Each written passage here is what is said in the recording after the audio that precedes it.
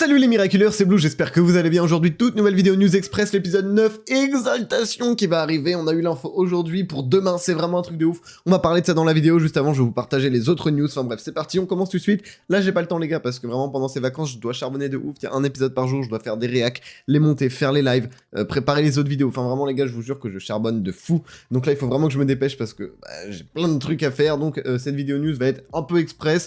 Le montage, normalement ça va être comme d'habitude, il n'y a pas énormément de montage dans tous les cas, mais voilà. En tout cas, c'est parti, on va tout de suite commencer. Je vous souhaite un excellent visionnage.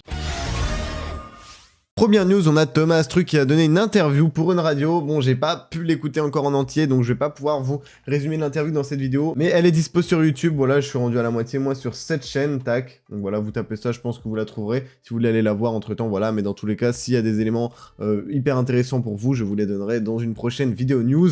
On a également tac ce petit article qui est sorti sur Miraculous. Je l'ai pas encore lu, donc on va le lire ensemble, c'est parti. Miraculous est une histoire avec des règles très précises. C'est l'événement télévisuel de cette fin d'année.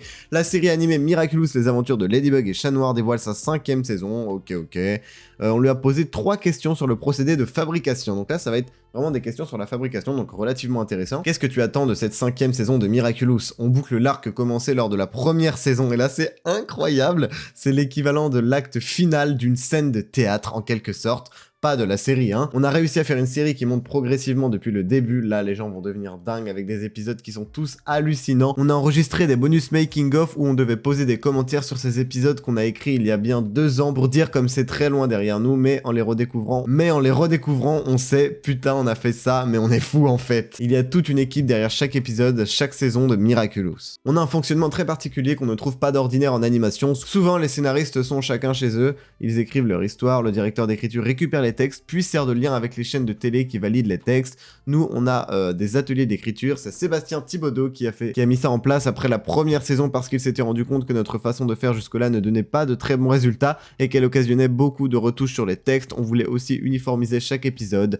parce qu'en fonction des scénaristes, les personnages se mettaient par exemple à parler différemment, donc il faut retoucher, etc. Miraculous est une histoire de super-héros avec des règles très précises. Si tu ne connais pas bien le livre de règles, tu fais vite n'importe quoi et les gens sont un peu perdus. Par exemple, chacun s'arrangeait un peu avec le fonctionnement des super pouvoirs et ça nécessitait pas mal de corrections. À partir de la saison 2, Sébastien a décidé de changer de méthode. Donc déjà vu que j'étais le créateur et celui qui avait écrit le livre de règles, il m'a demandé de venir participer à l'écriture alors que je ne faisais que de la rédaction et on travaille comme si c'était un jeu de rôle. Il voulait qu'on assume qu'on était une série d'auteurs, qu'on travaille en équipe réduite pour ne pas avoir de déperdition d'informations, qu'il n'y ait pas d'incohérence et que le ton reste toujours le même. Aux USA, chaque scénariste avait un peu sa spécialité. Ils prennent chacun un aspect de l'histoire, par exemple la baston, les dialogues, et ils s'arrangent. Nous, on fait tout à 5. Frédéric Lenoir, Mélanie Duval, Mathieu Choquet, Sébastien et moi, on fait une partie de jeu de rôle pendant plusieurs jours où on joue tous les rôles pour voir si ça colle. Et ça nous donne vraiment des épisodes incroyables. Je pense qu'on peut voir la différence entre la saison 1 et les saisons d'après, ça a vraiment step up de fou. Et toi, tu as quel rôle au milieu de cette équipe? On fait un petit peu tout en fait, même si chacun a sa spécialité. Sébastien, son truc, c'est vraiment la structuration des histoires et la mécanique narrative. Moi, finalement,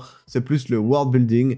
Fred, c'est les éclairs de génie, alors que Mélanie est vachement sur l'émotion et l'humour. On apporte chacun notre touche, on écrit vraiment à plusieurs mains en même temps sur le même texte. On n'avance pas tant qu'on n'est pas tous convaincus. Quand ça sort, c'est vraiment notre bébé à tous. C'est une œuvre collégiale qui n'a pas d'équivalent. Je ne sais pas si c'est reproductible d'ailleurs. Là, d'ailleurs, on doit faire rentrer de nouveaux scénaristes pour la suite parce qu'on a beaucoup de choses à écrire, mais c'est difficile à trouver parce qu'il faut qu'ils soient familiers avec tout ce qui est sorti et qu'ils aient une personnalité qui colle avec notre façon collégiale de travailler. Ce n'est pas évident à trouver. Sans le savoir, on a reproduit ce que disait l'écrivain Isaac Asimov. Quand il faisait une session de travail, il avait théorisé le nombre de personnes, les archétypes de rôles pour que les idées fusent et que les prises de parole soient optimales et naturelles. C'est une alchimie de personnes qui est un peu miraculeuse. Et franchement, on termine sur une note vraiment géniale. Franchement, cette équipe d'écriture fait rêver. Bon, comme vous le savez probablement, l'épisode 5 Illusion avait été diffusé en retard parce que tout simplement la production avait mis plus de temps que les autres et il était arrivé après, donc TF1 a dû le mettre après lors de son programme.